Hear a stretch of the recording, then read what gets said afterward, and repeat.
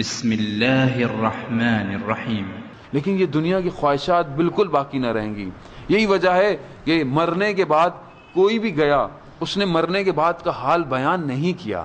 کیوں؟ کیونکہ جو اس عالم میں ہے یا وہ خدا جانتا ہے یا اس کا بندہ جانتا ہے. پچھلے دنوں ایک صاحب نقل کر رہے تھے کہ اخبار میں ایک واقعہ بنا، اور ان پاکستان کی آزادی سے تقسیم سے پہلے کا واقعہ ہے کہ ایک زمانے میں ایک بہت امیر شخص تھا، اس کا انتقال ہونے والا تھا. تو اس نے وصیت کی کہ جو شخص 3 دن میری قبر میں رہے گا اور اس کے بعد وہ نکلے تو یہ میرا جتنی دولت ہے، یہ میرے پاس ہیرے جواہر، میری زمین، میرا گھر، سب اس کو دینا.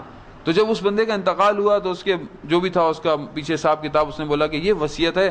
اب اس پورے اس گاؤں دیہات میں کون اس کی وصیت؟ تو ہر شخص پیچھے ہٹ گیا کہ 3 دن قبر میں کیسے رہا جائے، 3 دن کیسے رہا جائے. ہر انسان کو زندگی پیاری تھی. لیکن ایک بہت ہی غریب شخص تھا، لکڑہارا تھا یا موچی تھا. وہ کہتا ہے کہ ظاہر اس کا کچھ نہیں تھا، اس کو پیسے کی لالچ ہوئی. اس نے بولا میں رہنے کو تیار ہوں. قبر بنائی گئی، اس شخص کو لٹایا گیا، اس کو بھی قبر میں رکھا گیا. قبر میں اتنا نظام رکھا گیا کہ ہوا کا وجود رہے تاکہ یہ شخص زندہ رہ سکے. اس طرح سسٹم بنا دیا گیا. کچھ پانی بھی رکھ دیا گیا تاکہ 3 دن یہ انسان اپنی پانی اور ساری چیزوں کو پورا کر سکے. قبر بن گئی. 3 دن گزر گئے. 3 دن کے بعد لوگ جمع ہوئے. سب لوگوں نے دیکھتے ہیں یہ شخص زندہ ہے یا نہیں. قبر کھودی گئی، مٹی میں سے ہٹایا گیا، یہ شخص باہر آیا.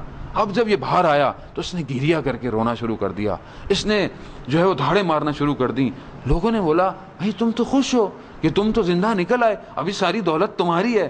تو کہنے لگے کہ میں عام دنوں میں اتنا غریب تھا کہ میں 8 آنے کما کر اپنا گزارا کیا کرتا تھا. یہ 3 دن میں اس 8 آنے کی جواب نہ دے سکا کہ میں نے اس کو خرچ کہاں کیا ہے، تو میں اتنی دولت کا کیا جواب دوں گا. مجھے کوئی دولت نہیں چاہیے.